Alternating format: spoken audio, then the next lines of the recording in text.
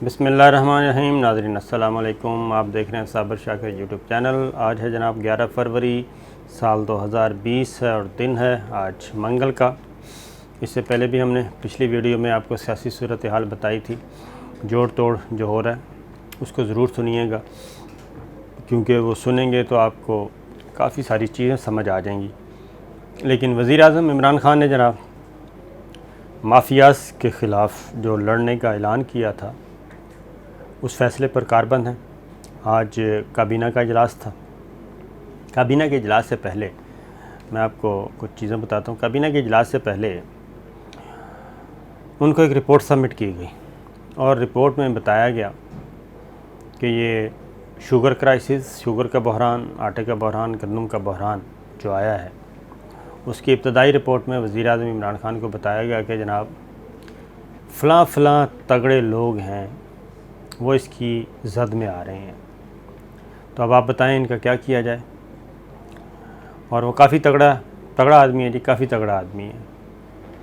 दो आदमी हैं जिनकी निशानदेही की है, जो इसी माफियाज़ का हिस्सा हैं और जो प्रेसिडेंट आरिफ अलवी ने, सदर ममलिकत डॉक्टर आरिफ अलवी ने भी कहा है कि जो माफियाज़ हैं ये हुकूमत के ज़रिए ही चीज़ों को मैनिपुलेट करते हैं।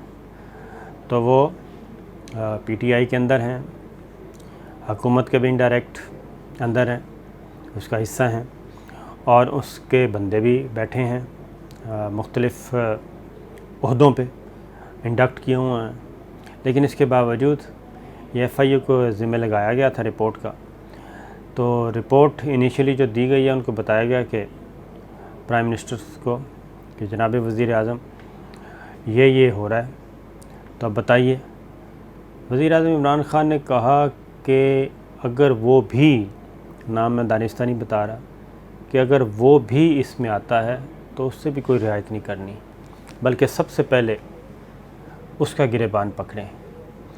और उन्होंने कहा कि इनिशियल रिपोर्ट और इसमें कुछ चेंज नहीं होनी चाहिए।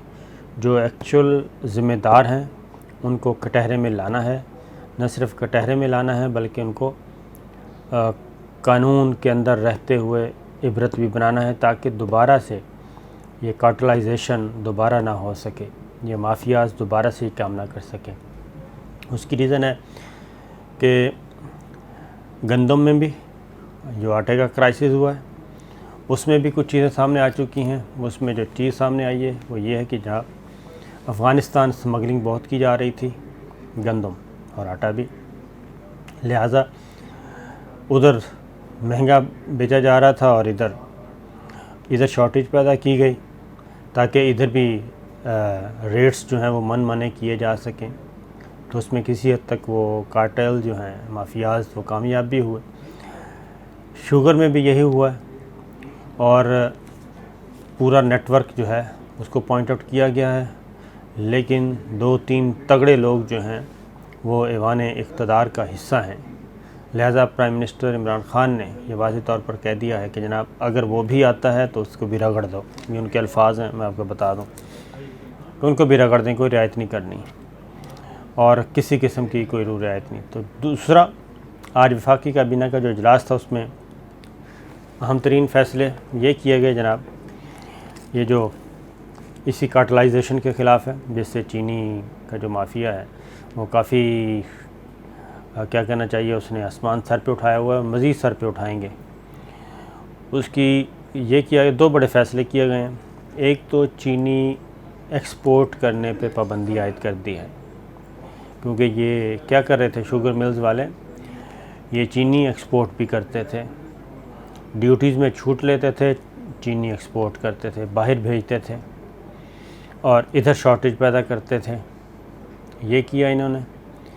फिर चीनी पे इन्हीं लोगों ने, क्योंकि सिस्टम के अंदर ये लोग मौजूद हैं, इन्हीं लोगों ने चीनी की इंपोर्ट पे पाबंदी आयद की हुई थी। इंपोर्ट मीन बाहर से चीनी पाकिस्तान मंगवाने पे पाबंदी आयद कर दी थी। उसकी रीज़न ये है कि चीनी बाहर से आएगी तो वो सस्ती बनती है। वो 50-52 रुपये पर केजी बाहर मार्केट में रेट है, इधर आके 5-7 रुपये और इजाफ़ा कर दें, इतने में मिलेगी। तो आज की काबीना में यह भी फ़ैसला हो गया कि चीनी इंपोर्ट करने पे कोई पाबंदी नहीं होगी, एक्सपोर्ट पर पाबंदी होगी, चीनी बाहर नहीं आप भेज सकते, चीनी बाहर से आएगी। अब जब आएगी तो ज़ाहिर है मार्केट में चीनी होगी और वो रेट कम होंगे। अब शुगर मिल्स एसोसिएशन ने क्या किया जनाब, काउंटर शुगर मिल्स एसोसिएशन ने सर जोड़ ली हैं। अब वो चीनी को यानी कि 80-90 रुपये से अब क्या कर रहे हैं वो, अभी कुछ दिन पहले तक वो यही बता रहे थे कि जनाब चीनी बड़ी महंगी है और हमें कास्ट प्राइस पे ये पड़ती है, इतने % हमारा इतना फ़ीसद टैक्स है, तो हम कैसे करें। अब शुगर मिल्स एसोसिएशन का एक इजलास हुआ है और ख़ास तौर पे उनसे एक साहब ने कहा है कि जनाब अगर आपने अपने रेट्स कम ना किए तो फिर ये आपकी मार्केट ओपन होने वाली है। लिहाजा अब शुगर मिल्स एसोसिएशन जो है वो इस बात पे आमादा हो गए हैं कि चीनी जो है वो 70 रुपये, 67 से 70 रुपये के इन बिटवीन कर दी जाए। उसकी रीज़न मैं ये बता रहा हूँ कि ये रेट क्यों लाना चाह रहे हैं कि बाहर से जो रेट है वो 50 रुपये से भी कम है। जब वो आएगा तो 5 रुपये और ऐड कर लें, 6 रुपये कर लें, 7 रुपये कर लें, 8 रुपये कर लें, वो 60 से नीचे रहेगा। और दूसरी जानिब अब शुगर मिल्स ये कर रही है। ये दो अहम फ़ैसले किए गए हैं जनाब। दूसरा एक अगला फ़ैसला जो काबीना ने किया है, यानी कि महंगाई वाला मामला मैं आपको बता रहा हूँ, वो ये है कि आटा और दालों पे भी जो ड्यूटी ख़त्म की जा रही है ताकि बाहर से जो दालें आती हैं वो सस्ती मिलें और आवाम तक पहुँचें।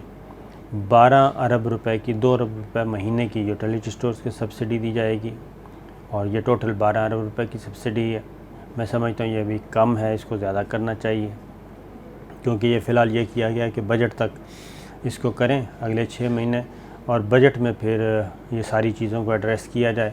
तो आर्ज़ी तौर पे ये किया गया। फिर ये है कि तनूर में कोई 50,000 तनूर जो हैं उनको गंदम दी जाएगी सब्सिडी रेट पे ताकि वहाँ से जो गरीब लोग हैं वो सस्ती रोटी ख़रीद सकें। और मज़ीद कोई 100-150 लंगर खाने जो हैं वो खोल लें। तो इसमें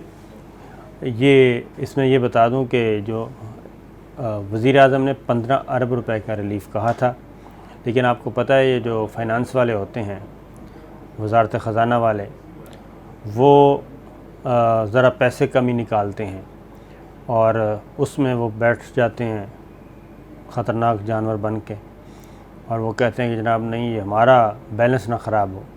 तो इसके बावजूद 15 अरब कहे थे लेकिन 12 अरब रुपये मांगेंगे। फिर एक और चीज़ की जा रही है जनाब महंगाई ख़त्म करने के लिए। ये तो फ़ौरी इक़दामात थे। अब अगला जो है वो राशन कार्ड तकसीम किए जाएंगे, राशन कार्ड बनाए जाएंगे। ये बहुत पहले तकरीबन भुट्टो के दौर में होता था। जो मुस्तहिक लो कास्ट के हैं, कम आमदनी वाले लोग हैं, उन फैमिलीज़ को राशन कार्ड दिए जाएंगे ताकि होता ये है कि एक सब्सिडी दी जाती है यूटिलिटी स्टोर्स पे फॉर एग्ज़ाम्पल दी गई है। तो होता ये है कि ये जो किराने वाले हैं, परचून वाले हैं, ये यूटिलिटी स्टोर से मिल के वहाँ से चीज़ें उठाते हैं और मार्केट में महंगे दामों में बेचते हैं।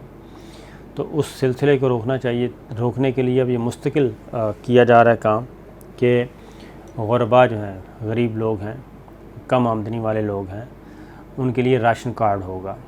राशन कार्ड में अपने उस घर के लिखे जाएंगे लोग, कितने लोग हैं, और उनको फिर उस तनासब से ये चीनी, दालें, घी और आटा जो है, बेसिक चीज़ें, ये उनको सब्सिडी पे मिलेंगी और मुस्तकिल मिलेंगी। वो अपना राशन कार्ड जाके दिखाएंगे और उस क्वांटिटी उस पर जितनी लिखी होती है, जितनी उनके लिए तय होगी, उतनी क्वांटिटी वो ख़रीद सकेंगे मखसूस शॉप से, मखसूस सेंटर से, यूटिलिटी स्टोर से।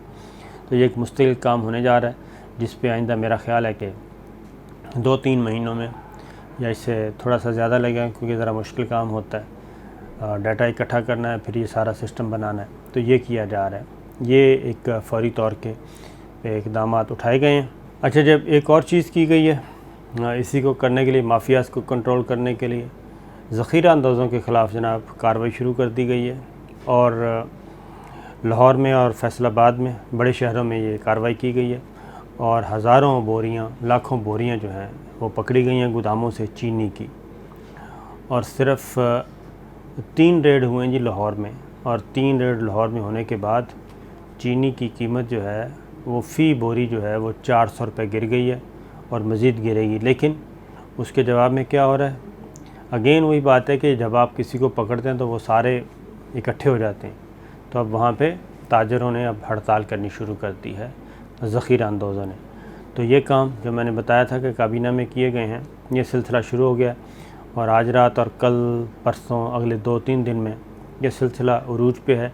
तमाम डिप्टी कमिश्नर्स को ये टास्क दिया गया है कि जनाब हर डिप्टी कमिश्नर अपने ज़िले का ज़िम्मेदार होगा और प्राइस को कंट्रोल करना और ज़ख़ीरा अंदोज़ों के ख़िलाफ़ कार्रवाई ये डिप्टी कमिश्नर की ज़िम्मेदारी होगी। तो ये सिलसिला शुरू हो गया जनाब।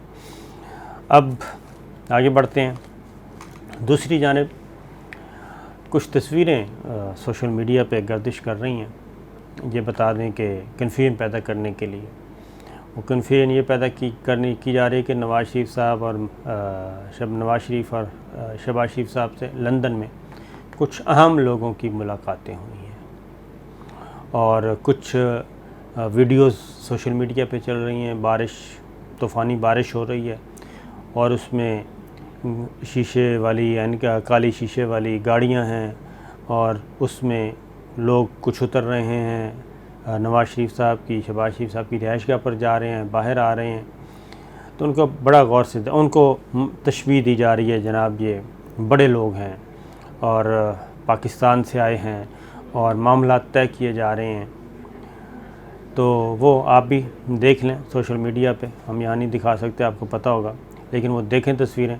तो ख़बर ये है सबसे अहम तरीन कि जनाब पाकिस्तान से कोई अहम तरीन अथॉरिटी, कोई अहम इदारे का ना नंबर 1 ना नंबर 2 कोई गया है।